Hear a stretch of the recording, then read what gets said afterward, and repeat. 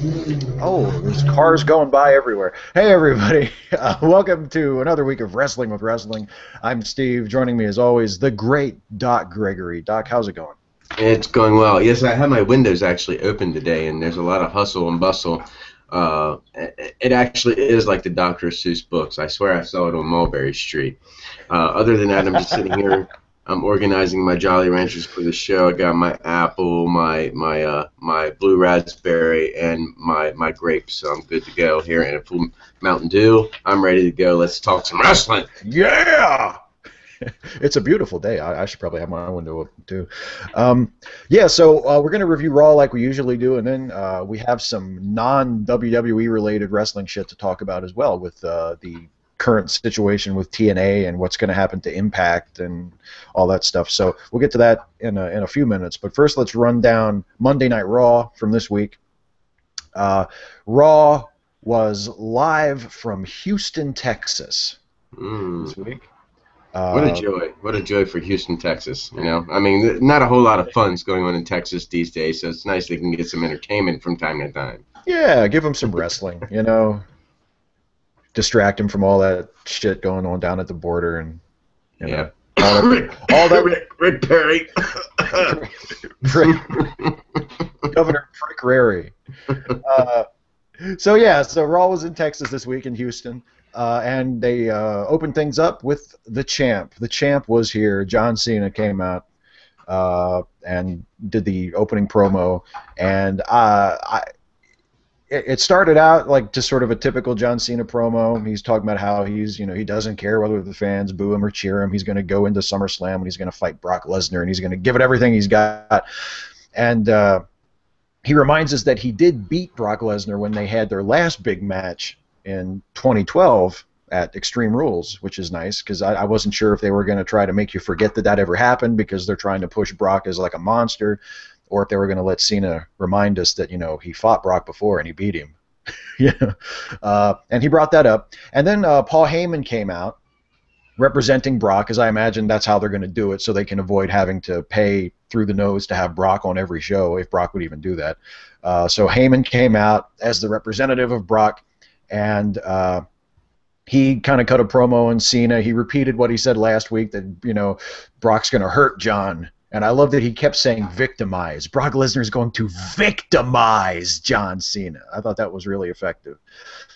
Because even though John Cena has a passion for wrestling and passion for performing in front of the fans, Paul Heyman said the only thing Brock Lesnar has a passion for is inflicting pain. And that's what he's going to do to John Cena. I thought it was great. But the thing that really made this whole segment for me was when Cena came back on Heyman at the end and had like another 2 minutes sort of at the end to finish the promo and really got passionate and fired up and intense. And I thought it was a really strong finish to that promo. But what'd you think of and then of course it led into a match. But what'd you think of the opening promo bit there, Doc?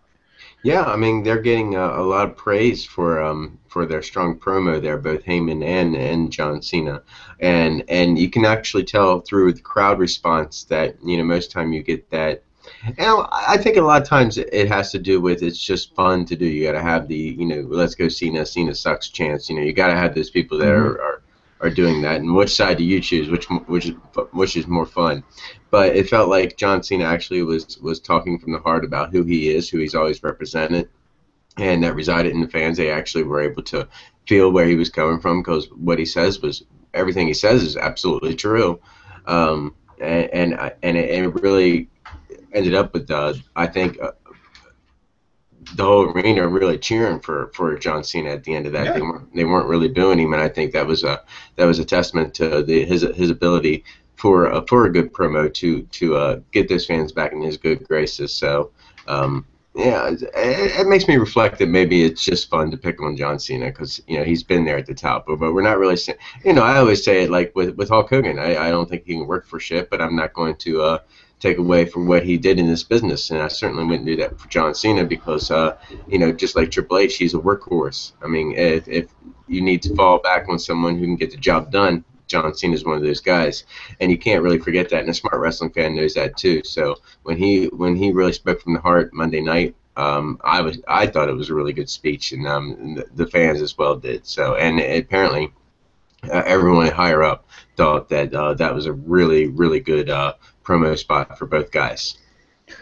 Yeah, I mean, you're right. I think most smart fans recognize that the problems with Cena have to do with how he's been used and how he's been booked, not with him as a person or him as a performer. Because he when he wants to, he can cut a terrific promo, and he can usually have a pretty good match with just about anybody, even though the matches are usually about the same, and he has a limited, set of spots that he does. It's usually a pretty good match.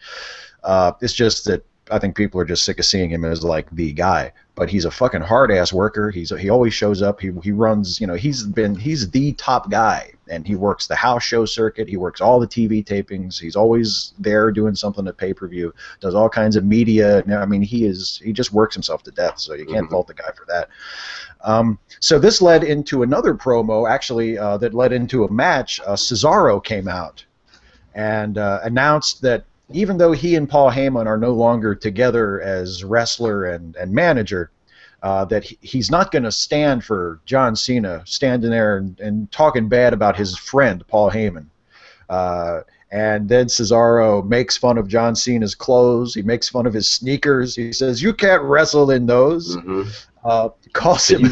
You can't wrestle. He told me you couldn't wrestle. I mean, he was hitting all the hard points that fans really pick on him about, because I've always said that, anybody who's really been trained up in this business, they have a respect for wrestling boots and not wrestling shoes. And a lot of independent talent go around these days and they wear wrestling shoes with kick pads to cover up they're wearing wrestling shoes. But a true professional always wears boots, and John Cena has broken that mold. Shit, he don't even wear tights; he wears gym shorts. So he is a complete break of the mold of what a professional wrestler looks like, and it's easy for someone who respects the business or what it really should look like to really trigger in on those little flaws on John Cena and pick on them. So I thought it was great that he really targeted his shoes, because that's a big one for me. Yeah, I thought it was great. I thought it was terrific. And I also thought that it was nice the way they segued into the match, because one of the other things that Cesaro said in his promo, as you said, Doc, is that he told Cena, "You can't wrestle." And then this leads directly into a one-on-one match between Cesaro and Cena. And the first couple of minutes of the match are some pretty decent wrestling. Like before they get into the slugfest and then start hitting their big spots, they work a headlock for 2 or 3 minutes, with first Cesaro working a headlock and then Cena kind of taking over and grabbing a headlock of his own, and they work off of that headlock for a few minutes. And I thought it was some really decent, mat wrestling, counter wrestling, which is the stuff I love. I mean, I like entire matches of that, let alone just a few minutes of it at the beginning. But I thought they had a pretty decent match. And it ended with a really good. Actually, it wasn't the finishing sequence. There was a sequence right before the finish where I wrote it down here, where Cena goes. He hits the 5-knuckle shuffle. He goes for the attitude adjustment, but Cesaro flips out, runs up on the top rope, goes for a flying body press. Cena catches him and rolls through. Looks like he's going to try to hit him with the AA again, but Cesaro gets out of that one. Boots Cena in the face, hits him with the uppercut. And this is all within like about a minute. This is a really quick sequence with great timing and great work from both guys. And then the finish came not too long after that, when Cena AA'd Cesaro off the top rope and pinned him. I thought it was a really good match. Well, that's what it took to actually pin Cesaro, was doing the AA off the top rope. These guys broke out almost every single one of their best moves on each other, and it proves that Cesaro belongs there at the top. I almost was a little nervous for Cesaro, because when he broke away from Heyman, I didn't know where he was going to go from there, and they threw him immediately into that match with Cena. I thought he looked great against Cena, and equally Cena upped his game against Cesaro. The thing that made that kind of was a little weird to me was I heard through the grapevine or through the news that the reason you hadn't seen the big swing in a long time is because the big swing gets over with fans, and they didn't want Cesaro being that babyface, because they realized the fans were getting behind him when he was doing that. Yeah. So they were really trying to say, don't do that. They were telling him not to do that anymore, and it was it was strange to see him break that out on a Monday night because I didn't know if that's just one of those things they went back on, told him to do it, or it was just something he's like, oops, that's right, I wasn't supposed to do that. Hey, I'm not from this country, sorry. I didn't understand you. Or what, maybe Cena called it. Maybe. Maybe Cesaro was like, hey, John Cena told me to fucking swing him. What was I supposed to do? Mm-hmm. John Cena tells you in the ring to fucking do the swing. You do the fucking swing. Yeah, I thought it was a really good match. And I thought Cesaro, even though Cesaro lost, like you said, it took a big move from Cena to finally put him down. And I thought he looked stronger in losing to Cena than he's looked the last couple of months. I was really encouraged as like a Cesaro fan of how strong they let him look against John Cena. Next was Paige. Paige came out to do what she does best, talk. Not really, but then again, if they don't let her talk, she's never going to get any better at talking, so there's no problem with that. But she comes out and cuts a promo with AJ. AJ eventually comes out to sort of answer her, and Paige tries to say that, yeah, she turned on AJ last week, but it was just the heat of the moment. Her emotions got the better of her, and she still thinks of AJ as her friend, and AJ's not really buying it. AJ is very skeptical. And they wind up getting into a brawl. They roll outside the ring, and they're like fighting, and they have to come in and break it up. And Paige backs off and is like backing up the aisle and still saying, "We're still friends. Like, you don't understand." And so I thought I didn't think it was like an awesome segment, but I thought it was cool that they at least gave the Divas the kind of segment that they usually reserve for the men. Like, you usually don't see two Divas just come out and have like a one-on-one sort of promo battle. Mm-hmm. So that was nice to see that they're at least booking it. They're booking it like they would book a feud with the guys, which is the sort of thing you would hope you would see more often. And by the way, the crowd once again started to chant CM Punk, I think twice while AJ was out there. Fuck every single person who chants CM Punk while AJ is out there. That is so disrespectful. I miss CM Punk too. I wish CM Punk were still around. But it's so shitty to chant CM Punk just because his wife is out there. She is fucking doing her thing on her own. It's not cool to chant CM Punk while AJ is in the ring. Yeah, you should not be chanting CM around AJ. With that said, I completely understand where you're coming from with them getting some TV time to just do a promo, go out there and promote this feud. I don't much care for this feud. I don't know where it's going. I don't know where the payoff's going to happen. And it's just something I'm not really invested in. It is nice to see them on TV. It was nice to see AJ talk about Paige being pasty. Yeah.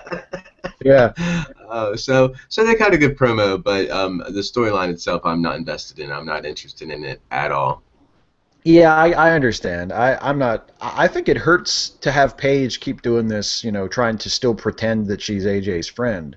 Like, I think it would be better off if they just let Paige just say, "Hey, guess what? I don't like you, and you took the title that I had, and now I'm going to kick the shit out of you." Sure. Sure, if they get back in the ring and wrestle again, I'd be completely interested in that. That event. But the promo thing out there isn't working for me. It is that moment where I probably would go up and use the restroom. So. The feud itself isn't lighting the world on fire, but it's nice to see them at least trying to book it like that you would book the equivalent feud for the guys. Next, here come Triple H and Stephanie McMahon. And Steph is still very upset by her arrest last week, which they recap and go over endlessly. The crowd chants "jailbird" at her, which I thought was kind of funny. Triple H says that he'll never forgive the fans for laughing when Steph was arrested last week. I like that he said that. I like that he did that. He was like, "I'll never forgive you for this ever." So that plays up to who he is. Is why he would be always pissed off at the fans, or always be that dictator heel, is because you made him that. He can always blame you. Yeah, something tells me if he ever decides to become a babyface again, he will forgive the fans. But yeah, so they're talking about Steph and Brie Bella and how Steph is going to call out Brie tonight, and they're going to try to settle this once and for all because Brie still has to drop the assault and battery charge against Steph, and they're going to handle that tonight. And Steph asks for Brie to come out to the ring so they can fix everything. But instead of Brie, Chris Jericho comes out. And Chris Jericho says that he feels so sorry for Steph that he wants to show how sorry he is by singing a song. And then the song he sings and the crowd joins in like almost immediately is the theme song from Cops. Which was horrible for someone who is a lead singer to a rock and roll band. Oh yeah. His rendition of Bad Boys was hard on the ears. Well, you've mentioned before, I think when we talked about Jericho, and I mean, he doesn't have that great of a voice for a guy who's in a band, and they always make a big deal on the show, like he's a rock star, he's got a band. He doesn't really have that great of a voice. But yeah, he brings out his old classic catchphrase from back in the day that he used to use on Steph all the time when they were feuding, that she's a dirty, disgusting, brutal, bottom-feeding trash bag hoe. Bottom feeding really doesn't fit her anymore, you know. No. Not these days. Man, she's no longer his daddy's girl. She's daddy. She's still daddy's girl, but she is a woman now. So yes. She's doing quite well on her own. Bottom feeding, I don't think so. No, she's yeah, you're right. But she's given Triple H a great life. Yeah, if anything, Triple H is the fucking bottom feeder. He's the one who like, you know, attached him. He's the barnacle on the ship. He's like, fuck yeah, right. On this shit. But anyway, so Jericho, after he's done giving shit to Triple H and Steph, he says the real reason he's out there is because he wants a match with Bray Wyatt, and he wants a match with Bray Wyatt tonight. But Triple H says that's not going to happen. He's going to have to wait until SummerSlam for Bray Wyatt. So I guess we can consider that. We all kind of figured that they were going to do that again anyway, but we can now sort of assume that Jericho versus Wyatt is going to happen again at SummerSlam. And in the meantime, if Jericho wants a match tonight, he can have a match with Seth Rollins, who sneaks out behind Jericho while they're talking and cracks him in the back with the briefcase. And so they book Jericho versus Rollins for Raw tonight. Next were a couple of segments that I didn't get to see because I watched the Hulu version that were cut out.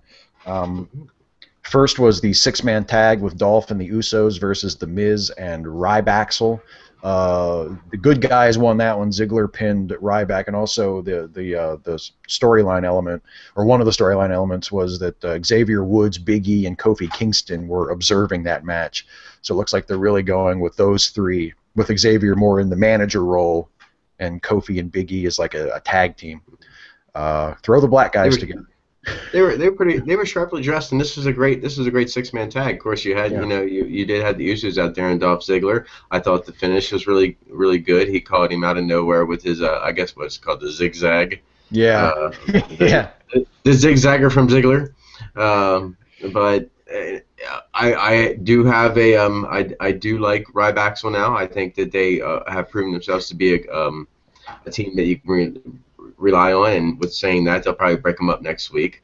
Yeah, exactly. But I would like to see more out of this team. I think that's a good pairing you got there. The Usos, who I've always been backing in pay-per-views, and they've never let me down yet. And it's nice to see that they're doing something with Dolph Ziggler. He's getting a hell of a response from the crowd through that match, and I think that could lead to good things if the WWE is paying attention. The fans still really want to see some good things out of Ziggler, and he's got it still. Yeah, I agree. It's nice to see them at least doing something with Dolph, because for the longest time he's been getting these crazy babyface reactions from the crowd every time he's there, and they haven't done anything with him. Like, it's not even like he's been feuding with people and he loses the feud. Like, he just doesn't have anything to do except go out and just wrestle some random match. So it's nice to see him have something meaningful to do. Mm-hmm. Yeah, and that's just smart on the company's part if you've got a guy who's as over as that. I also missed the historic first loss for Bo Dallas. They build up Bo as having a winning streak, and then he just kind of loses in a fluke to R-Truth. To Uh, our truth, actually. He loses to our to our truth. truth. I'm going to quote Janet Jackson, our truth, but what have you done for me lately? Uh, Bo Dallas did remark on his winning and losing streak, which I think had something to do with, why he brought that up, which kind of made you yeah, have that sense that it makes sense that he lost and he's completely shocked. But then we saw that mean streak yeah, out of Bo when he lost. He was at first happy, and then he slammed, of course, our truth in the face with the microphone and gave him a pretty good beat down. So we saw that vicious side, and for at least a good minute or so before he went back to his happy-go-lucky self. I still believe, even though he lost. I'm still a believer. Yeah, I was more interested in this. Yeah, I want to see him because we haven't seen him really break temper yet like that too often. yeah, I haven't seen it myself. So and now that the streak is out of the way, we can concentrate on just straight up good wrestling now instead of having to have that.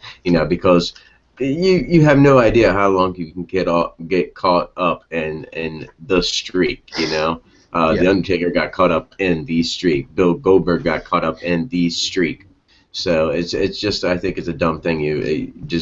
It was nice to have it for a while, but they got rid of it quickly, and I thought that was a great move. But to our truth, I don't know. I think that at this point you want Bo elevated. He should have probably lost to a more elevated wrestler. Not someone who's still scraping to get ahead. yeah, yeah. Or maybe had him lose it in a slightly more competitive match, maybe. Where like you can tell that the other guy maybe wants to be the one to beat Bo, to put this cocky young new guy like in his place. You know. Um, but yeah, I don't have a problem with him really ending the winning streak either. Like you say, I mean, well, a winning streak is better to have than a losing streak, but there's only so far you can go with it. I mean, it's like, okay, he wins all the time. That's his gimmick. Like you can't, that actually wound up being kind of a problem for Goldberg, because that became the only thing that he was doing. And then when he finally lost, He was just squashing people for those 190,000 yeah, freaking victories that he got hypothetically. That's all he did yeah. was squashes. And then it went on so long that when he finally did lose, it's like after he lost, they really had no idea what else to do with him. So it's better to, yeah, have the streak, get over as like a winner, and then have a loss and move on from there. Next, Rusev and Lana were in the ring, and Lana cuts her usual Vladimir Putin is the greatest president in the world promo. Big USA chant from the crowd in Texas. Texas is sort of the headquarters of this sort of like big, loud patriotism, and it was really smart of them to do an angle with this feud while they're having Raw in Texas. It's like the perfect environment for it. And she puts down President Obama. She's about to start shitting on George W. Bush because they're in Texas, but then Zeb and Jack Swagger come out, and Zeb cuts a promo on how great the American flag is and everything that it stands for, and he kind of channels Dusty Rhodes a little bit. I felt a little bit of like Common Man Hard Times promo coming out of Zeb when he's talking about like all the common people in the United States, and how how the flag represents them, and Baseball, beer, yeah, we the people. exactly. Beer. Has to get Marca, beer. America. Marca. But America comes with beer. I'll tell you what, though. I mean, it's fucking simple as shit, but the crowd ate it up. I mean, it was one of the hottest segments on the show. They were chanting USA. They were all after. They were booing the shit out of Rusev. They were cheering for Jack. I thought it worked out pretty good. It's cheap, but it works. And I thought this was great, yeah. but I'm scared to what it is leading to. I mean, honestly, it's like the writing's on the wall of what we're going to be getting at SummerSlam, and I'm not fond of that idea at all. Yeah, who do you think? Because they're gonna sacrifice Swagger. They're going to culminate this whole feud in a flag match. This way, Jack Swagger can win by getting the flag, but Rusev doesn't have to take a pinfall. Yeah, I don't like that. I don't like that. The flag match is like something you should do on the show right before it. You know, like to build up to the actual match. Like, who gives a fuck about a flag match? We've been beating the shit out of each other for the last couple of weeks. I'll tell you what, let's put flags in the corners and let's see which one can get to it first. That's we'll play capture the flag. It's like it's even dumber than a stretcher match where you have to push the guy past the finish line. It's like this should be a submission match. If anything, this should be a submission oh my match. God, yes. Absolutely. Why would there not be a submission match? That's perfect. Maybe they're saving that. I've heard that they want to really build up the September pay-per-view as well, because that's when people are going to be renewing their WWE Network commitment. You know, the 6-month commitment comes up in September, and or it comes up. You know, September will be the first. I think will be the first month of like the new 6 months, and they want everybody to renew to see the September show. So maybe they'll do that submission match then. But I mean, yeah, that's the obvious way to do it. You got Swagger with the ankle lock. You got Rusev with the camel clutch. You know. But granted, I was glad to see these guys on TV because we had rumors, you know, a week or so ago, because of the Malaysian flight thing that could have or may have not been mentioned Right. during Lana's a speech. Sorry, I got the hiccups. But there was rumors that this whole feud was going to get dropped, and it was nice to see they were out on, I believe, Superstars doing their thing. It might have been SmackDown, and they were out there on Monday Night Raw doing their thing. So it just shows that they are going to go ahead anyways and do this feud. So that's awesome that they're going to do that. So I was scared that they were going to drop and Jack Swagger was going to suffer from it. Yeah, I'm glad to see that too, because I mean, Swagger has been getting such huge reactions as a babyface as a result of this. It would be such a shame for him to just get shoved back down the card just because. It's got a new T-shirt. Yeah. Yeah. I mean, just in case you don't know where to put your hand, that's where it is. Right here. In case you never pledged allegiance before. How simple is that T-shirt? Damn. Yeah, but I know. Throw a little turkey on it. Gobble, gobble, gobble, gobble. That's the Thanksgiving version when Jack Swagger, when he celebrates Thanksgiving. Next was another segment that was cut from the Hulu version, the Adam Rose versus Damian Sandow match. I missed out on the regular weekly humiliation of Damian Sandow. This time, apparently, he came out dressed as an astronaut because Houston is the home of NASA's Mission Control. So, one week you're up. Next week, you're back down. Damian Sandow comes out dressed like a complete asshole and gets taken out by Adam Rose. So, unfortunately for you, Damian, I'm starting to lose faith. You know, I'm going to have to get off this Sandow bandwagon because I just don't see that there's anything that is going to save you from being one of those possible cuts coming up here in the WWE future. Yeah, that... I mean, it's sad because he's so good, he's so talented, and he's shown himself to be like such a company man to go out and fucking do all this horse shit. And I have never heard any fucking internet rumors or anybody saying that he's got a bad attitude or that he's complaining about it. I mean, it's like they give him this horrible shit to do, and he goes out and he does it. Mm-hmm. And he looks like a complete asshole. It would. I mean, the only thing worse would be if he just wasn't on the show at all. Because, I mean, and that's what they always say. That's always the excuse. Like, well, at least he's on TV. Well, yeah, he's on TV, but he looks like an asshole. That's right. It's not helping him. You realize that when Damian Sandow bursted on television, he did not lose a single match for 6 months. 6 months straight. That's more than what Bo Dallas did. Damian Sandow went straight 6 months without losing a match, and now where is he? I mean, they obviously had some kind of faith in him, but where did he go wrong? Maybe someday when he leaves the WWE, we'll hear that story of why he had to go through all this. I would love to hear it. Oh, yeah. Probably forgot to shake a road agent's hand or something. You know. Forgot to shake Jamie Noble's hand 6 months ago. So it's just, well, we'll show him. Next is it was supposed to be Kane versus Roman Reigns. But the match never actually happens because Randy Orton jumps Roman during his entrance through the crowd. And at first it looks like Roman is kind of holding his own because Randy and Kane double team him, and Roman kind of holds him off for a little bit on his own. But then Kane chokeslams him and walks out. He chokeslams him and kind of looks at Orton and walks out, and basically he's like, okay, go ahead, it's all yours. And then Orton gives a really awesome slow motion beat down on Roman, where he takes his time. He kind of drags him around the ring. He's fucking jawing at him the whole time, telling him how he's, this is what happens to people who steal from Randy Orton, because he says Roman Reigns stole his SummerSlam title shot by attacking him after Triple H announced him originally before Brock came out last week. I really liked this segment. I thought it really put over how much Orton really just hates Roman Reigns and really puts a lot of heat on their match for SummerSlam. And actually even the botch I thought kind of worked, because there was a botched spot where he RKO'd him through the announce table, but he had to do it twice because the first time the table didn't break. But I actually thought that kind of worked, because Orton he left him laying there. He kind of walked around, sort of, walked in a circle and got himself all psyched up again, and then walked right back over and did it again and dropped him through the table. I thought it was a really good segment. Yeah, at first when I saw them hit that table, I'm one of those guys, I'm like, oh, that one had to hurt.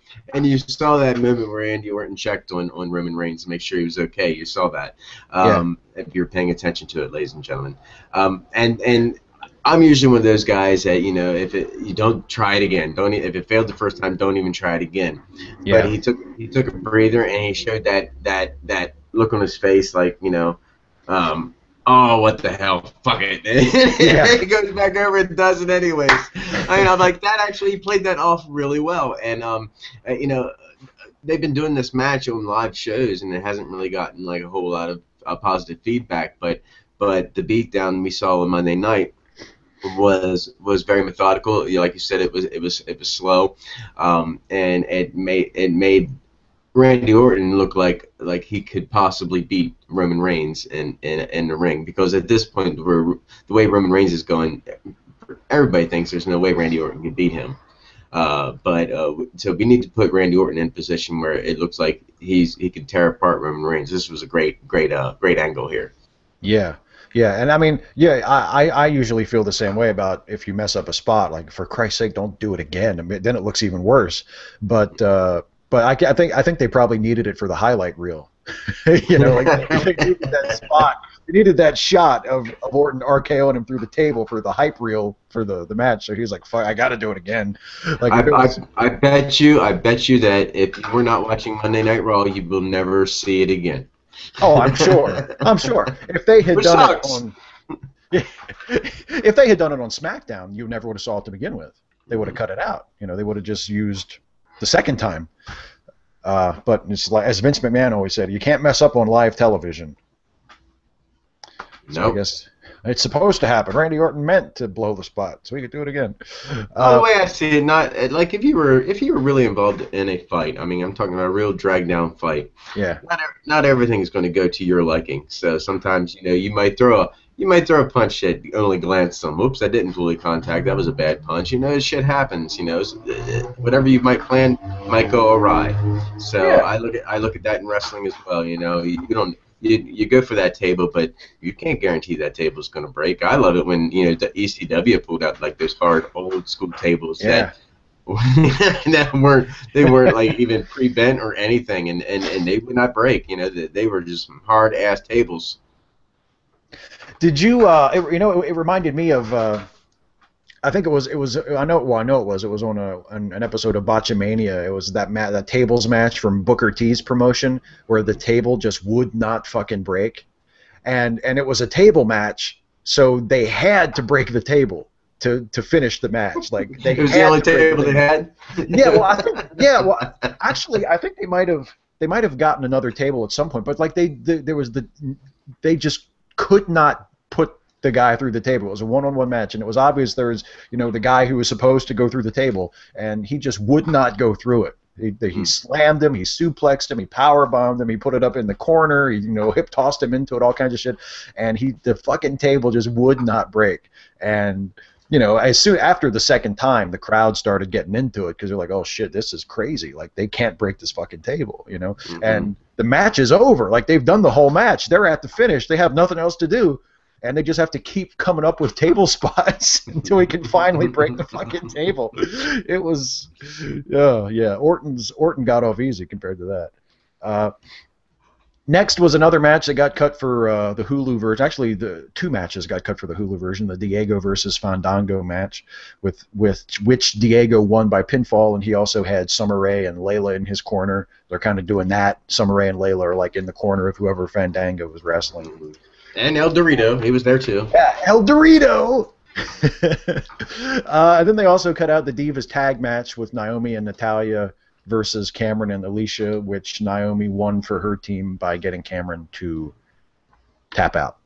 Yeah, sorry fans, if you're only watching the Hulu version, you missed out on a Divas match this week. You also missed out on Summer Rae and Layla shaking their asses around, and that was no really big loss. But then you saw Diego. What the hell's Diego doing in singles competition? Go against Fandango and lose. Fandango should have easily won that match, and is a shame. This is a dumb whatever angle that they got Fandango in right now is completely idiotic, because damn it, he's the dancer, he's the man, he's supposed to be machismo, he's sexy. He shouldn't have to he would just shake off those chicks and say, you know what, I can go out and get my own ladies, I don't need you, and do whatever the hell you want to do. I think it's really stupid that they got him in this angle. Let's just back off the throttle a little bit and let's see some just good wrestling from him. That'd be nice. Yeah. Well, and I mean, the worst part of it is it doesn't even seem like it's going anywhere, because Layla and Summer just kind of go with whoever he's wrestling this week. It's not like they have, like, if they picked like a new guy and then Fandango could build up to a match with the new guy, then at least you'd have a blow off. But it's like how does this end? They're girls. You can't end the feud with Fandango like beating up one of the girls. Maybe the girls will beat up Fandango, but then he looks like a complete loser. Mm-hmm. I mean, it's like where is this even going? It's a little. Gotta teach him a little discipline. Yeah. I'll dance all over your face. Spank your sexy little bottoms. Yeah, but that you do raise a really good point. Like, why doesn't Fandango just say, well, okay, well, forget him and just go get another girl? I mean, he's like a ladies' man. He's. I don't know. What's the redhead chick that he was finagling around with on Total Divas? Eva Marie? Oh, yeah. Whatever happened to her? Eva Marie. There you go. I don't know. Maybe Johnny Curtis forgot to shake somebody's hand too. I don't know. Next is the match that actually wound up being the main event, because it was the last match of the show before they did the angle at the end. The Jericho versus Seth Rollins match. I thought this was a good back and forth match. There was a lot of non-stop action. They did a lot of reversals. There was one moment during the commentary that I found a little ironic. There was a spot that Michael Cole laughed at during the match, and JBL jumped on Michael Cole for laughing at the match, and I thought it's really funny for that to come out of JBL, who is constantly saying that matches with certain guys are fun to watch. Mm. Like, how is it okay? I know that like JBL is just being a heel and just being like a jerk to Michael Cole, but how does it make sense for Michael Cole to get jumped on for laughing at a spot in a match, and then JBL gets to say, oh boy, that Daniel Bryan is fun to watch, and nobody says shit to him about it? Yeah, well, I take those moments that someone can jab Michael Cole a little bit, because he's a straight he's like a robot, because he doesn't. I mean, he's Michael Cole, so he doesn't have like that JBL personality. So when JBL commentates, he might be doing what they want him to say, but he's bringing it through his own gimmicky personality that he does, which is nice. The King does the same thing. Michael Cole is just a regular guy that was programmed to commentate exactly the way WWE wanted him to, so he's like a little robot. So every time that one of those guys can get out there, one of the workers can get out there and give him a little jab, I dig that stuff. And it's like, you fucked up, Cole. The thing, I mean, I feel bad for Cole because he is so programmed. Like you get the impression that like he's being produced constantly in those headsets. Like they're telling him everything to say.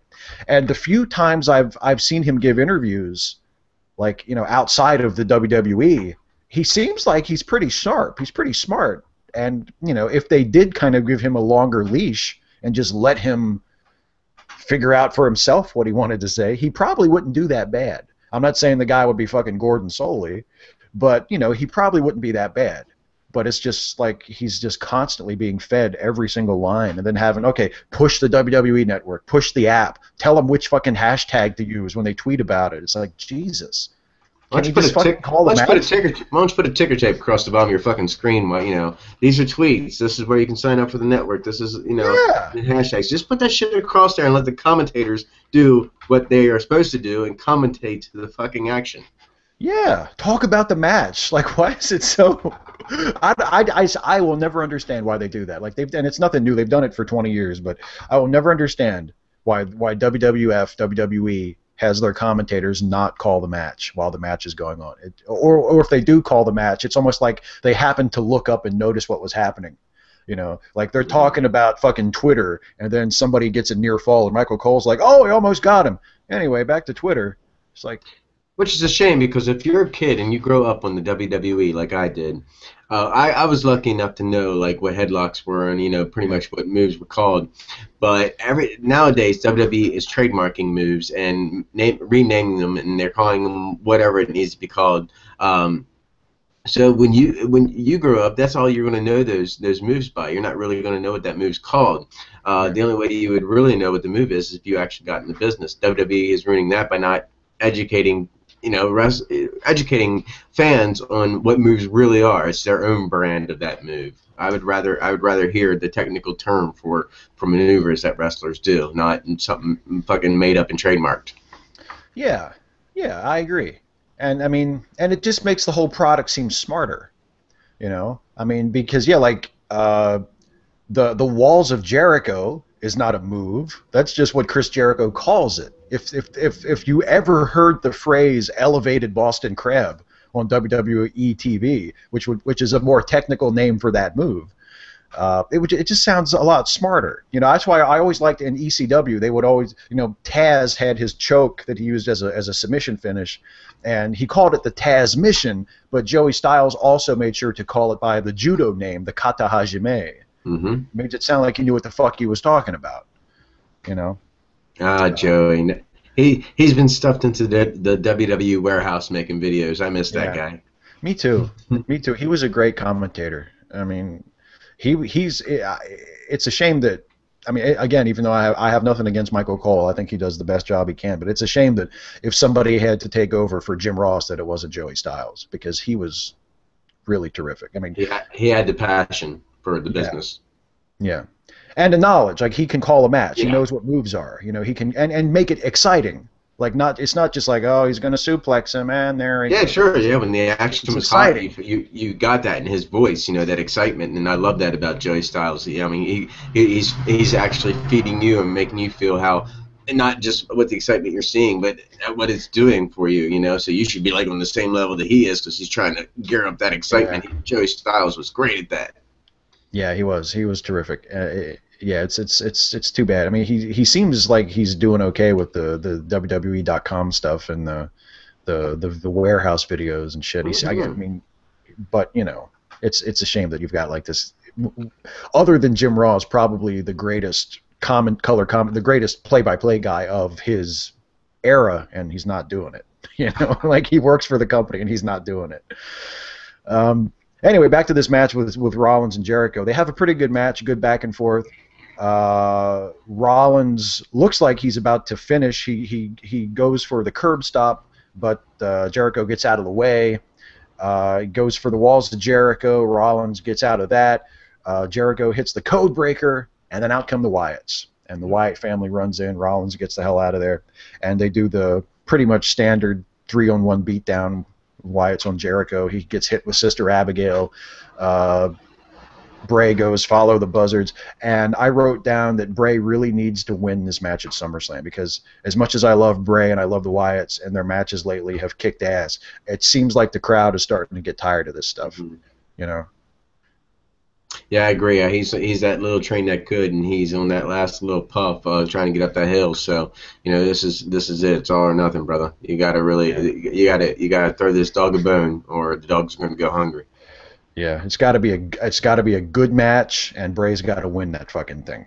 and look like a beast, like he did against Daniel Bryan at the Royal Rumble. I mentioned that last week. Like, that was an awesome match that both guys came out of looking good, but Bray won the fucking match. That's got to happen again with Chris Jericho.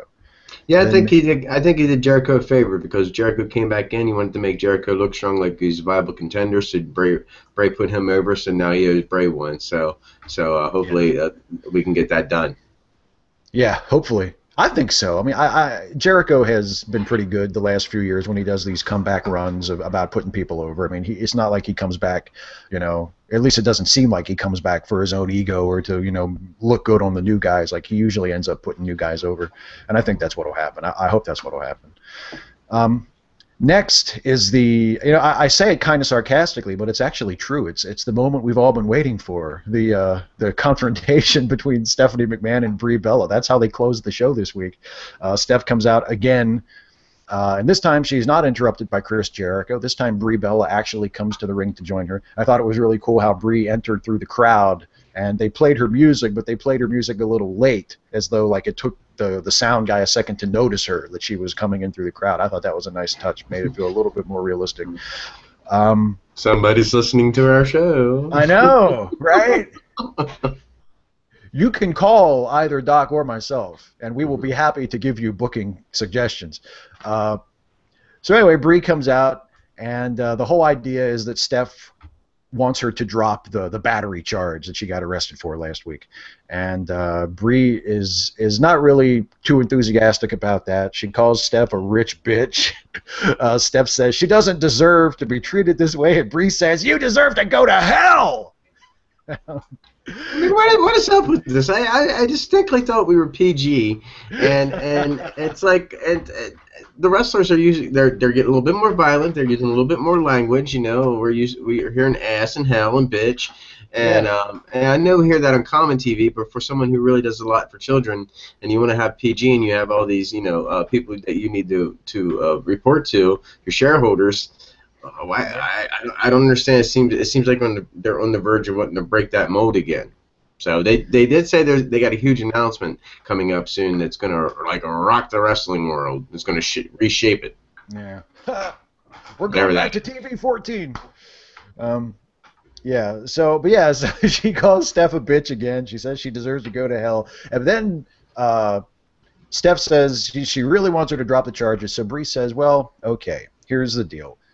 Brie wants her job back, and if Steph will give Brie her job back as a diva in the WWE, then she will drop the battery charge." And Steph agrees. But then Brie says, "Oh, and there's just one more thing. Before she drops the battery charge, she also wants to have a match at SummerSlam with Steph." And Steph kind of resisted it at first, and she's like, "Oh, gee, I don't know. I shouldn't. I haven't wrestled in 10 years. I'm not a wrestler, blah, blah, blah, blah, blah." So Brie kind of, bluffs, walking away, says, "I'll see you in court," and all that shit. And finally, Steph agrees and says, "Okay, if you drop the battery charge, then we'll have a match at SummerSlam, just the two of us." And Steph is all crying, like, "Oh, this isn't fair, blah, blah." And then Steph drops the crying act and fucking slaps Brie's ass off of the apron of the ring. It says, "At SummerSlam, I'm going to make you my bitch." And then they have a fucking fight. Brie jumps in the ring and jumps on her, and they're like pulling hair and rolling around and fighting with each other like a classic stereotypical cat fight. The road agents come out. Finley's there. Jamie Noble's there.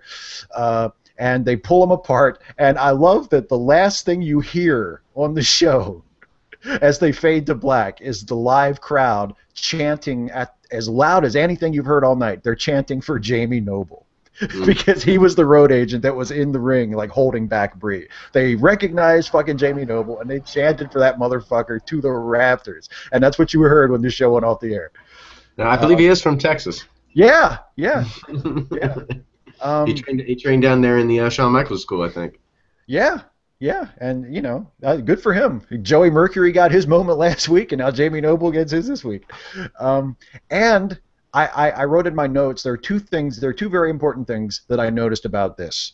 First of all, it's the Big Show's lawsuit storyline from last year.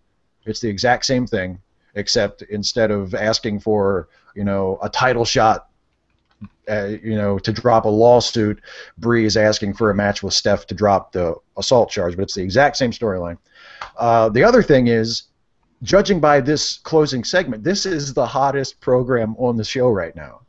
I mean, there's actual like anticipation for the blow off to this, to see Steph and Bree hook it up and to see Bree finally fucking put Steph in her place. Like, they have really done a good job of building this story up in the background for all these weeks, and now it's being brought to the front, and man, people are fucking ready to see it. Well, it's the sheer excitement of any one of the McMahons stepping into the ring. When Vince did it, you were excited about it. When Shane did it, you were excited about it. Yeah. I am ecstatic that Stephanie's going to be stepping in the ring. Do I have high hopes that any of them could actually compete in a match one-on-one?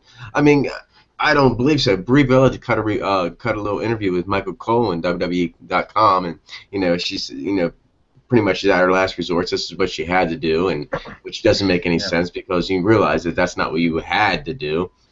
It's what you wanted to do. And Michael Cole was just straight up, throwing at Brie the strengths of Stephanie McMahon and what she can do.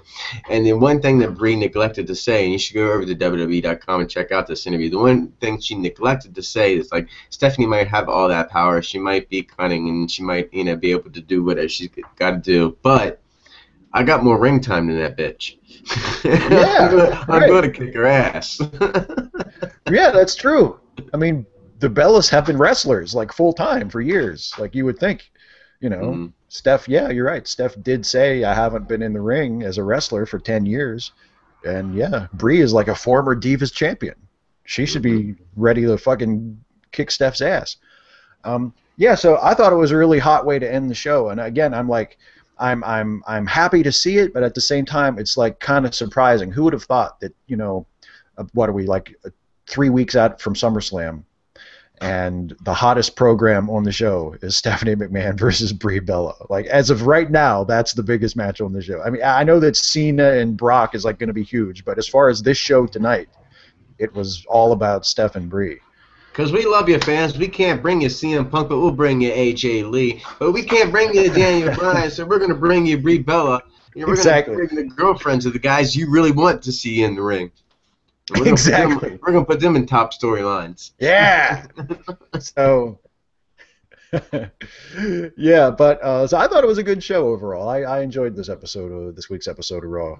It's always good. It's amazing. Wrestling is one of those things where, like, if the live crowd is into it, even though you're just watching at home on TV and you wouldn't think it would make any difference. Like, if the live crowd is there and they're fucking hot for it and you can hear them cheering and booing and reacting to things, it makes the whole show better. I mean, a hot crowd can really improve a wrestling show.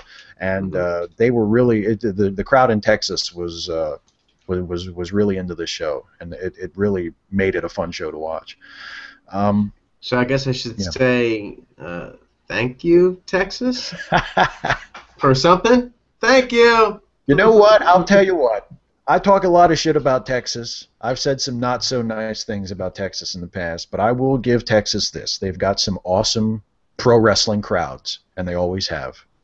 That's because of all the Mexicans sneaking across the border. See, they bring all the good wrestling in. It's an import. They're right there. They grow up watching that lucha libre. That Lucha Libre. Lucha Libre wrestling. They watch that Mexican Lucha Libre shit, and then they come over to this country. It's like, yeah, two white boy northern boys don't know how we like our guns down here in Texas. Boy, better shut up. Don't mess with Texas. They will in fact drive their Hummer up here to where we live and shoot us both. They will coal roll all the way up here with fucking black smoke, fucking spewing out of their exhaust pipes. Yeah. So everything's bigger in Texas, even when we diss you. Yeah, exactly. So yeah, before we go to our usual segments that we end the show with, because we still got plenty of time here and we got a lot more to talk about, we'll do the Legend of the Week, we'll do network show recommendations, but Doc, I know you wanted to talk a little bit about TNA, because there was some what seems like some kind of bad news for TNA and Impact Wrestling this week. Sure, yeah, you got the news that broke earlier this week that TNA is going to be wrapping up with Spike TV sometime in, I believe, October is when their last show is supposed to be aired, and the news sources on the internet took onto it like wildfire. It was reported by TMZ. And then, of course, other news came out. The update was that TNA says we're not officially done, that we're still in negotiations.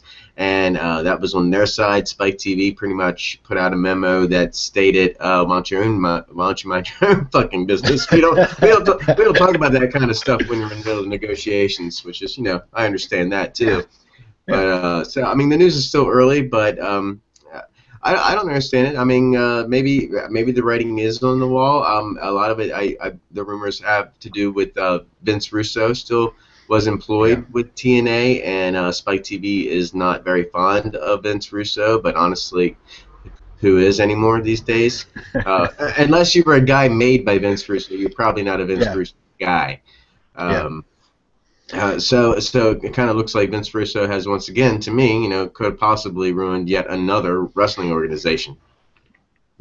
Yeah, the Russo part of the story is like the part that just makes me shake my head even more than anything, because I mean, if you even pay kind of sort of attention to TNA, which is where I would put myself. Like I watch an episode of Impact maybe once every couple months just to see what they're doing, because it's not part of my regular viewing, and I'm not really like a big TNA fan. A few years ago I tried to watch before Hogan came in.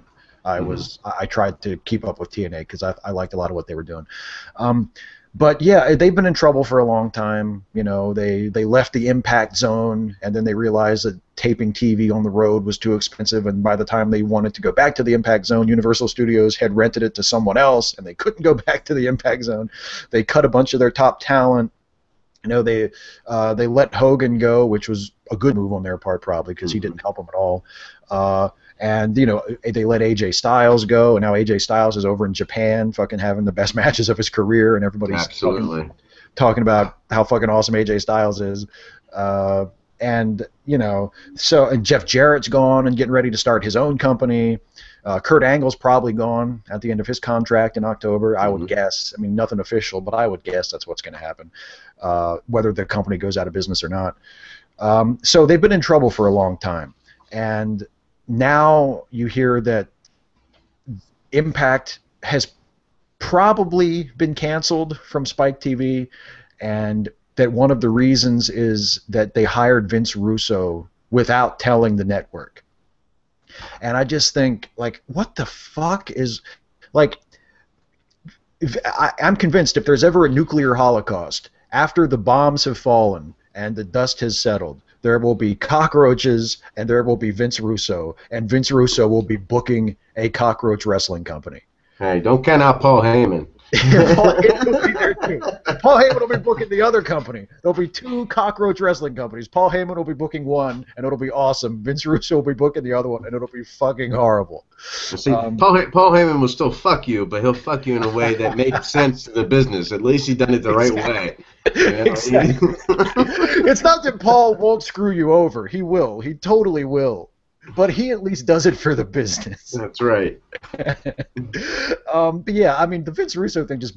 Because Vince Russo has never done... At least when he first signed with WCW, he had that story that he told people that, he was the genius behind the Attitude Era, which I think is 99% horseshit. I mean, Vince McMahon, Steve Austin, The Rock, Mick Foley, was Vince Russo really that big of a deal to the Attitude Era? But yeah, all you had was your biggest stars really just amped their true personalities up to 10, and bam. They weren't really, it wasn't really hard for the Steve Austin to play the character that he played in wrestling. He just was given the opportunity to vocalize it. Yeah, I mean, I'm not saying that Vince Russo didn't do anything or never had any good ideas during that era, but I mean, for Christ's sake, it's crazy for him to take credit for the success of WWF during the Attitude Era when they had arguably their best main event roster they ever had on top for like 4 or 5 years straight. Like, how do you fuck up Steve Austin, The Rock, Mick Foley, The Undertaker, Kane, Kurt Angle, eventually like Chris Jericho, Triple H got up there toward the end of the Attitude Era. Like, you've got this incredibly talented roster. Oh, but Vince Russo, he was the genius who made it all work. But anyway, so when he got hired for WCW, it kind of made sense because he at least had that reputation of he was the creative guy for WWF. but he didn't do shit for WCW. And the 2 or 3 times he's booked for TNA before this, he's never done shit for them either. Like, how does this guy still have a job booking? How can this guy get hired booking indie shows? I mean, he's done so much more damage than he ever did good.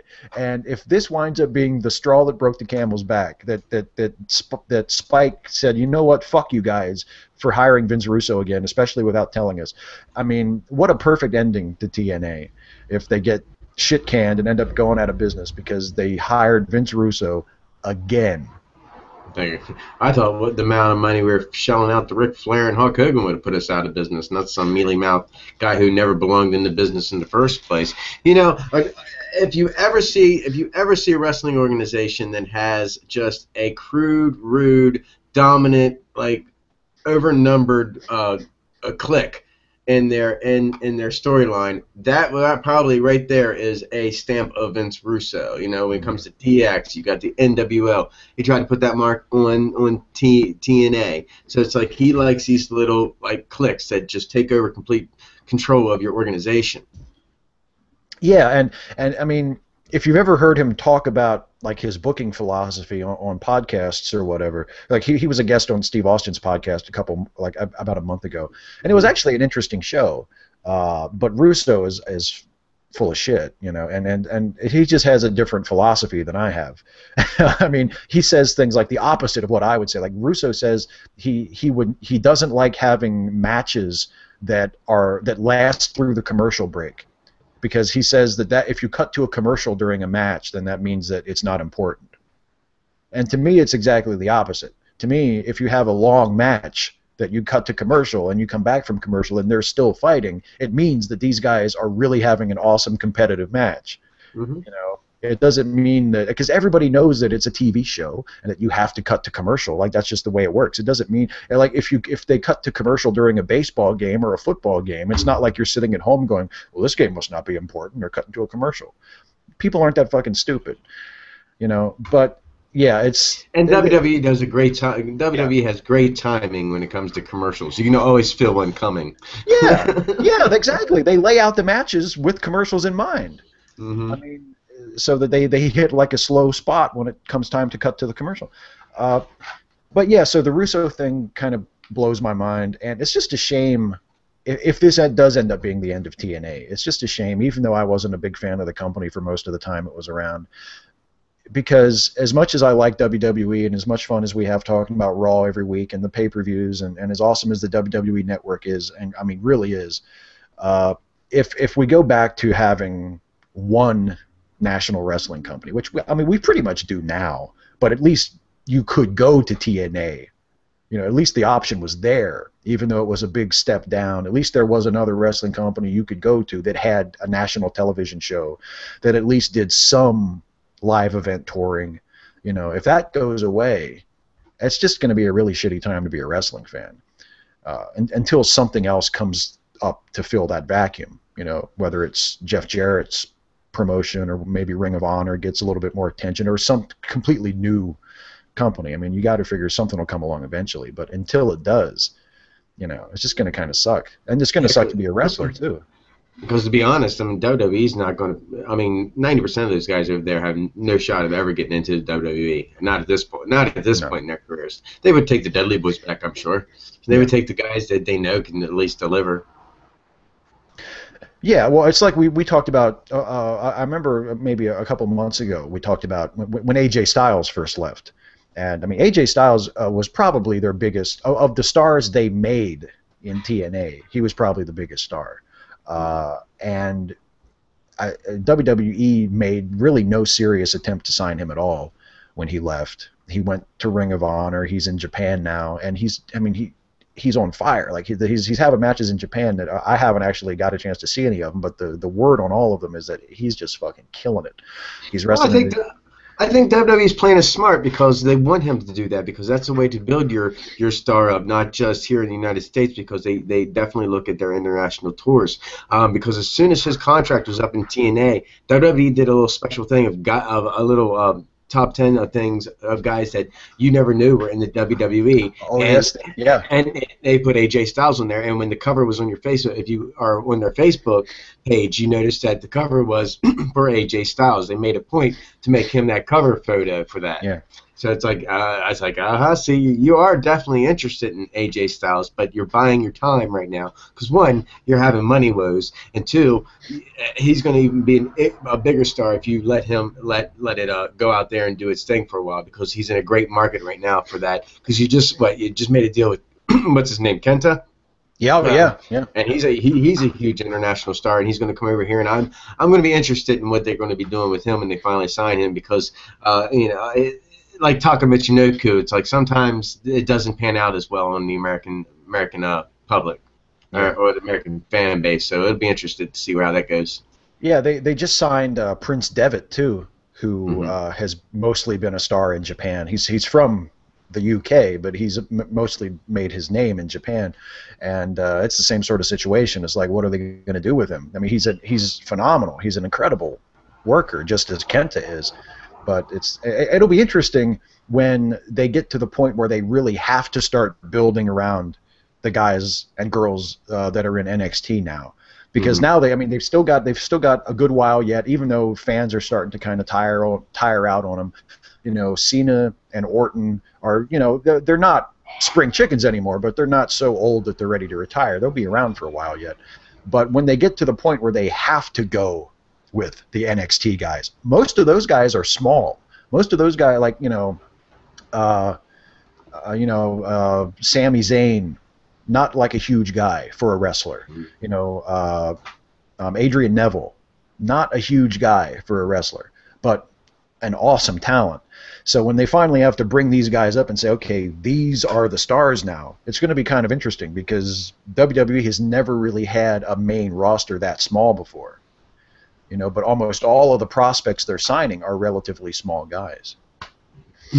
Well, they're going through that transition. Back in the 80s, you had the big muscle-bound wrestler, and then, we kind of shrunk down a little bit with bringing people like Shawn Michaels and Bret Hart in and moving them up the ranks. Yeah. And they still want to have that big guy here from time to time, but I'm pretty sure, they're very realistic about it. Or they wouldn't have these guys signed on in the first place if they didn't think that they would be to hold something in their future. So if they have the idea that these guys can do something or bring something to the table, then they obviously are aware of the idea that they're going to have to change up really the face of what WWE looks like, and let the fan base grow accustomed to the smaller wrestlers. Rey Mysterio, as well as he did, really didn't have a phenomenal career. He was just a high spot, exciting moment for the WWE fans.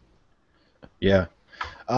Was there another little bit of news you wanted to talk about? You mentioned possible future roster cuts for WWE. Oh yeah, the numbers are apparently coming out for the WWE Network again, and everybody's really nervous right now, because it's a possibility that they're losing more money, and there could be up to 10% of the WWE employees that are going to be let go. Here, so that kind of sucks, because it's continuing down tread for the WWE. I mean, even the ratings were down this week, so I don't know what's going on over there. TNA's failing. WWE's ratings are getting bad, and yet I think that they're delivering good shows. Even TNA's ratings in the last couple of weeks have been, it's weird. TNA's ratings have been going up. They're losing their show. WWE's ratings are down. They have a great show, but losing tons of money. But TNA's lost its fair share of money. I mean, no reports have come out recently, but as of 3 years ago, since TNA has been around, they've lost, I believe, $45 million already in that company. So it's amazing. That's amazing. Yeah, in a weird way, even though you hate to hear about them having to make those kind of deep cuts and cut, I think I had heard that before too. Like, they might have to cut 10% of their payroll, and that's not just wrestlers. That's everybody. That's office people, backstage people. Like, they're just gonna hack off 10% just to stop losing so much money. In a way, even though it's terrible that you hear them doing that, it's kind of a sign that they're a strong company, that they can afford to do that. that Vince can be in a situation where, the TV deal wasn't as big as they hoped it would be. It seems like the WWE Network hasn't caught on quite as quickly as they hoped it would. TV ratings are starting to drop, and they're such a huge company, and there's so much money in the company that they can actually afford to sort of combat that by just cutting costs. They can make up for the losses by just chopping off a big hunk of the budget. In a way, it's nice that they're in that position. But I don't know. Do you know how much money? Do you know how much money they could save if they just sacked their entire writing team and brought us in? Oh my God! I will tell you, Vince, if you're watching, you could save a ton, because me and Doc, I mean, we would like to be fairly compensated. Don't get me wrong, but I'm sure we could work cheaper than however many they must have 24 people writing those shows. And we promise nothing will leave our desk without your approval. Exactly. Come on, Vince. We're big fans. We're both WWF guys. We're not gonna. We know all your talent. We know all the guys. We know their personalities, how their stories should be written. We know great angles. I mean, and we pretty much know every storyline you've ever written. Let me tell you, we both grew up watching Saturday Night's Main Event, man. We're not some Ric Flair mark like Triple H. We're not gonna NWA-fy your company. We're WWF guys. We know how. I used to be a Shawn Michaels mark, but I'm over that now. I'm over that now. Hey, you know what's funny? Speaking of how wrestling used to be, and and nowadays, like, everybody talks about the Attitude Era like it was the good old days, which is weird for me because I remember the Attitude Era and I thought it was awesome. But I mean, I always think, I guess, you always imagine the good old days as being like when you were a kid. So I think of like the 80s and the early 90s as being like my golden era. But yeah, I used to rush home from school and flip on Global Wrestling, and I had Booker T on there, and John Tatum and Rod Price, and so yeah, I used to rush home every day after school and catch Global Wrestling. So yeah, those are I remember I used to watch Global Wrestling, and there was a TV station in DC, like I think Channel 50, like one of the higher UHF channels, that every weeknight at 5. They had a different wrestling show. Like on Monday they would have WWF Superstars, and then like on Tuesday they would have WCW Pro Wrestling or something, and Wednesday they would have the USWA, and I mean they had like 3 or 4 different wrestling companies that they would show their 1-hour syndicated shows, every day, and it was just awesome because you saw like the WWF stuff and the WCW stuff, but also fucking Jerry Lawler and Global with like the Patriots, Memphis. Yeah, I mean it was just awesome. It was just awesome. But I was watching an old episode of Raw today on the network. I was watching the episode of Raw from when they did the Mike Tyson angle with Steve Austin after the Royal Rumble in 1998, and I watched that whole show earlier today, and what struck me was back during the Attitude Era, I remember wrestling fans used to talk about how the WWF's roster was kind of thin as far as talent. That they had they had to do like the big, soap opera storylines because they had like a thin roster and they couldn't deliver in the ring like they used to be able to. But man, they had so many tag teams. That super thin roster in the Attitude Era. Just on that one random episode of Raw I watched, I saw the Legion of Doom, the Godwins, the Quebecers, the Headbangers, Los Boricuas, DOA, the Nation of Domination. I mean, all of these, and not all of them were good, not all of them were over, but they had like way more active tag teams back then than they have now. I mean, it's kind of scary when you think like the Attitude Era, which everybody sort of thinks of, other than the good stuff like Austin and The Rock and everything, everybody thinks of, how thin the roster was. But Christ, compared to now, I mean, the roster is really great now in terms of talent, but in terms of people that are really over and people fans really care about, it's kind of not even that good, Mm-hmm. The Quebecers. Quebecers. They bring fond memories. And this was sort of toward the end of their run, where they were both kind of fat, and Jacques had like the mullet, and it was it was kind of cool to see them. I was huge on the Mountie. That's why. I love the Rougeau Yeah. brothers. And when Jacques did the Mountie, he was just, that was brilliant Yeah. gimmick that he pulled off. Great And of gimmick. course, I never knew why him and Big Boss Man didn't team up and were like Corporal Punishment or some shit like that. Yeah, I know. If Boss Man, because they feuded at first, they had that great feud, and then I mean, Boss Man could have turned heel or something, or I think Mountie actually might have been a good babyface because he was such a cartoon character. I mean, I'm the Mountie. Like people would have cheered for him. Come on, he was. All right, listen. Let's talk about our Legend of the Week here. Sure. Because we mentioned him last week, and we're going to talk about him right now. And Doc, tell us all about the Legend of the Week this week. Well, our legend stood at 6'5" tall. He weighed in at 320 pounds. He hailed from Robbinsdale, Minnesota. I'm talking about Larry the Axe Henning. Oh yeah. Oh yeah, boy. Larry was born on June 18th, 1933. He is the father of the late Kurt Hennig, who was known as Mr. Perfect, and the grandfather of Joe Hennig, also known as Curtis Axel. He's best known for his work in the American Wrestling Association, the National Wrestling Alliance, and the Worldwide Wrestling Federation. And I had to correct myself because I said he had a 24-inch neck. Hennig actually is known to have a 22-inch neck. So it wasn't as big as Hogan's Pythons, but damn, that's a neck. That's damn close. Yeah. Hennig actually was involved with wrestling in his high school days. He became the Minnesota State High School champion. He got a scholarship to the University of Minnesota to wrestle and to play football, but he soon had to quit that due to priorities of raising children. I guess he was going to, raise a family, so that often gets in the way of your dreams. Nothing wrong with that, though. Let's just say that I've had a great time living out my dreams. I don't have any kids. Yeah.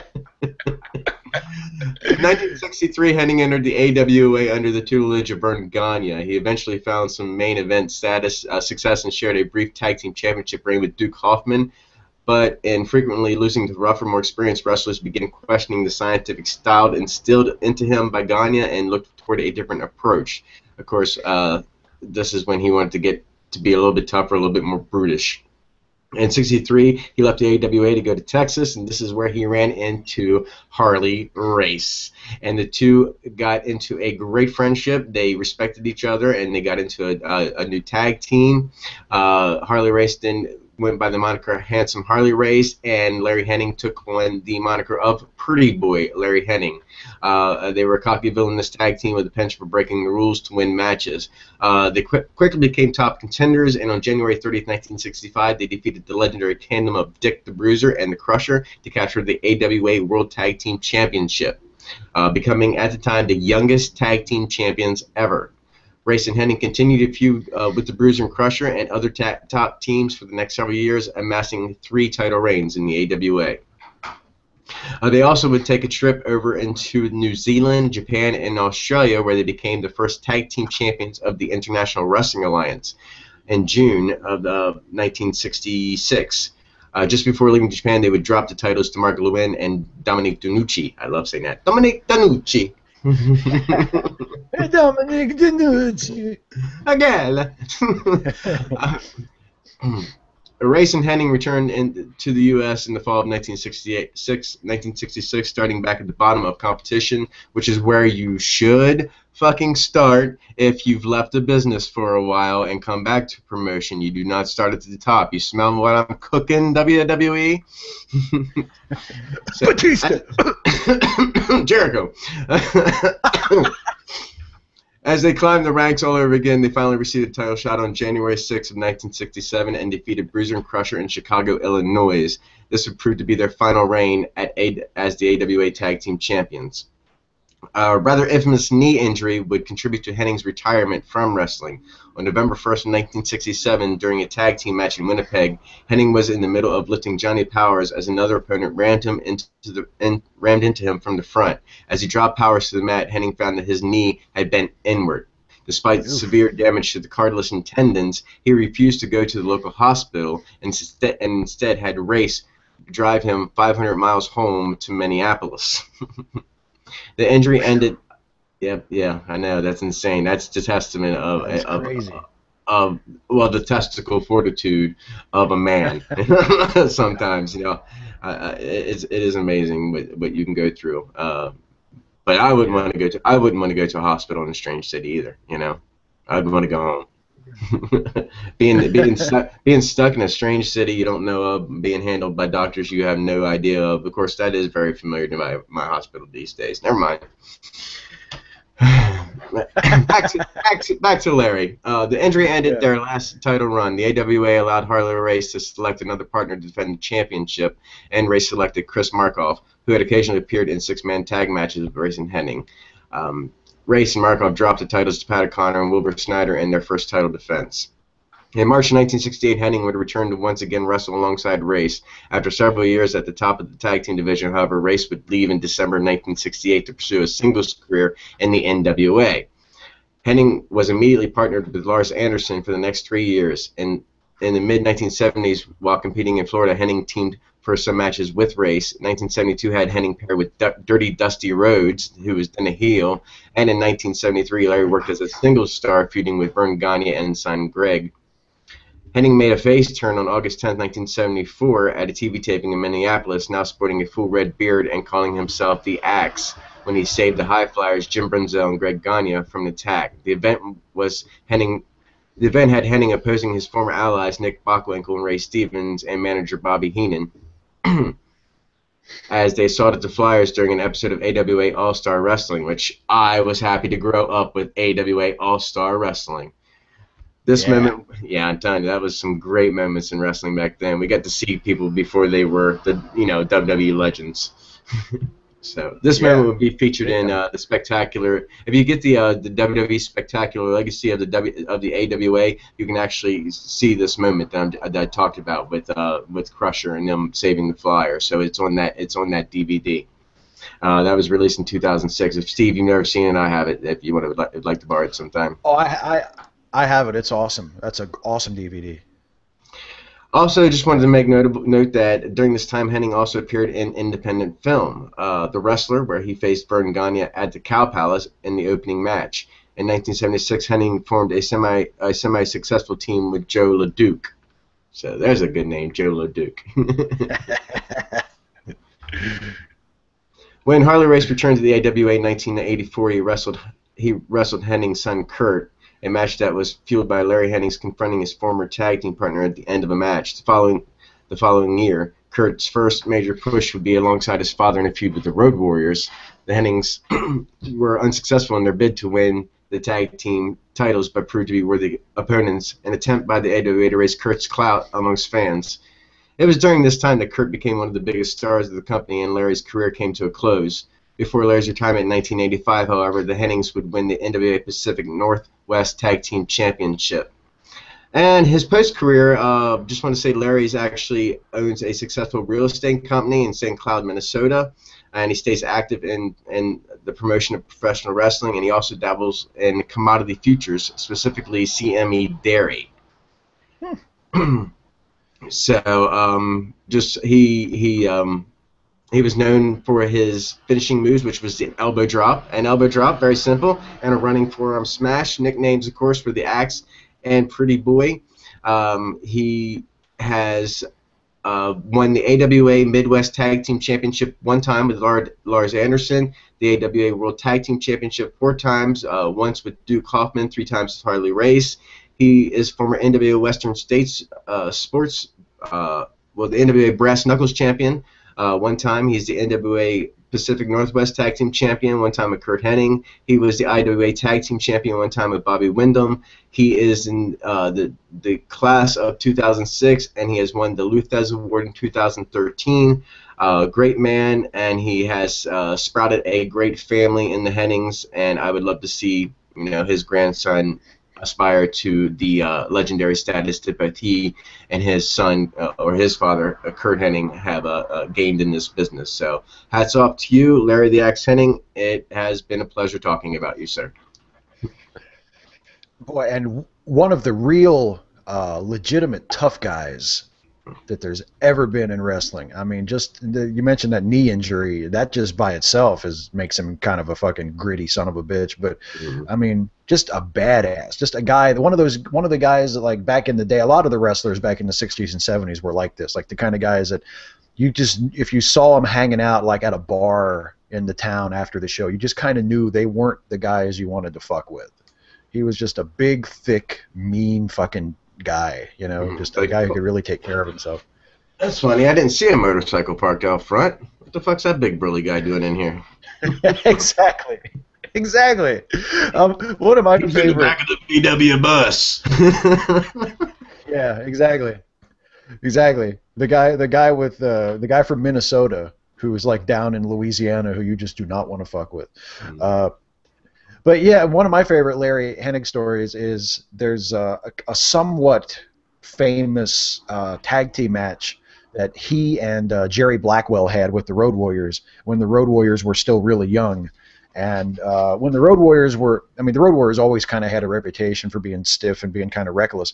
But especially when they were young, they really had that reputation of just like, being really sloppy in the ring and being dangerous to work with and just not caring about selling and just beating the shit out of guys. And they had kind of a shitty reputation. And they had a match with Larry the Axe and Jerry Blackwell early in their careers. And Jerry and Larry fixed them. They worked just incredibly stiff and worked over both of the Road Warriors really, really hard and basically just beat the shit out of them and within the context of a wrestling match. And it's still sort of spoken of today as like, the hot young guys, the Road Warriors who walked into the ring thinking they were, the hot shit, and here come the two old guys who actually were tough guys and showed them how it was done and said, okay, we're either gonna have a wrestling match and we're gonna cooperate, or you can just get the shit kicked out of you. It's one or the other. We used to do this shit at carnivals. Right. So yeah, Larry the Axe is one of the all-time greats, and as you said, I mean, he's just as noteworthy for his children as he is for his own career, because man, Kurt Hennig is a legend as well. I mean, just one of the greatest workers probably ever, and it would be nice to see Joe make something of himself too. I mean, it's not really, it's not his fault that he hasn't, because he does have some talent, but it's like, man, you've got the fucking grandson of Larry Hennig, you've got the son of Mr. Perfect, like, how can you possibly screw this up? And too bad that you can't see the pre-shows. I don't know if you can see the pre-shows for any of the pay-per-views that are on the network. I don't know if they still have to keep them up, but if you do, go back and check the go back and check the WWE Elimination Chamber of this year, 2014, because he actually accompanied Hennig down to ring during that show. Oh yeah, I remember that. Before we wrap up this week, did you have a show recommendation, Doc? Sure. I'll recommend one, and then I want to reveal to everybody out there who's next week's legend's going to be. Hell yes. Let's do it. Well, this week I am living a little bit on the dangerous side. So I'm going with a straight-up hardcore network recommendation. I'm going with the 1998 Living Dangerously pay-per-view, ECW pay-per-view. Let me run down the matches here and see what you all think. We have Jerry Lynn and Chris Chetty, who faced off against the FBI, Little Guido and Tracy Smothers. Of course, they were accompanied to the ring by Tommy Rich. He was part of the FBI. We have Masato Tanaka versus Doug Furness, and he, of course, has Lance Wright in his corner. We have Mr. Monday Night himself, RVD, Rob Van Dam, with his annoying-ass little manager, Bill Alfonso, going against Too Cold Scorpio. We have a three-way dance match, which we have New Jack and Spike Dudley against the Dudley Boys, which is Bubba Ray and Devon, with Joel Gertner and Sign Guy Dudley in their corner. And the hardcore chair-swinging freaks combined of Balls Mahoney and Axel Rotten. We also have Tommy Dreamer face off against Justin Credible, and Jason and Nicole Bass are in his corner. If you've never seen Nicole Bass in wrestling, she's like the, honestly, I have always had a thing for China, but she's like the real ugly version of China. You know, she would make a great She-Hulk. Nicole Bass looked like she'd rip you a new one. Yeah, she was huge. She was huge. Singles match for the ECW World Television Championship. We have Bam Bam Bigelow taking on Taz. And Dueling Canes match. We have Sabu, also with Bill Alfonso, going against the Sandman. And in tag team action, we have Al Snow and Lance Storm with Tammy Lynn Sitch as they face off against Shane Douglas and Chris Candido with Francine. I think it's a pretty hardcore show. I think names I listed should tell you that it's pretty good top-notch wrestling, because most of those guys on that show can deliver a great match. So check it out. It's on the network. Living Dangerously, 1998. Awesome. That is a really good show. I haven't watched that one for a long time. I should probably go back and watch that. I remember that. My recommendation is, since we've got SummerSlam coming up here in the next few weeks, my recommendation is actually for you guys to go onto the WWE Network and watch the very first SummerSlam, SummerSlam 1988. A classic show, one of the great WWF pay-per-views of the 80s, I think. The main event is a classic. It's the big Mega Powers tag team match, Hogan and Macho Man versus the Mega Bucks, Million Dollar Man, Ted DiBiase, and Andre the Giant. On the undercard, you've got the Honky Tonk Man defending his Intercontinental title against a surprise opponent. It's the Ultimate Warrior. It's the surprise opponent. That's no way to treat the greatest Intercontinental Champion of all time! Send me someone out here to wrestle. I don't care who it is. It's like, that's one of my favorite moments, because he's so cocky and full of himself, and like the Warrior comes out, and we all know what happens next. But yeah, so SummerSlam, it takes place at Madison Square Garden.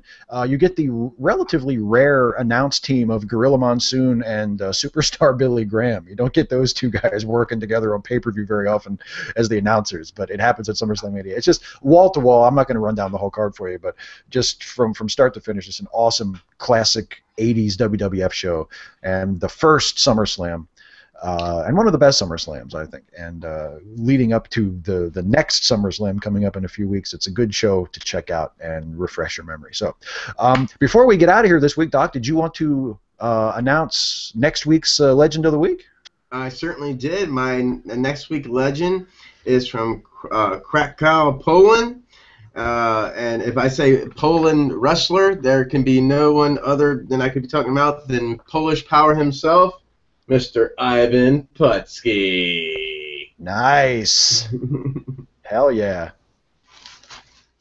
Well, there we go. That's going to be an awesome one. I love the old school legends. I love the guys like, from the 70s and the 60s, like Larry the Axe, like we did today. Those are some of my favorite guys.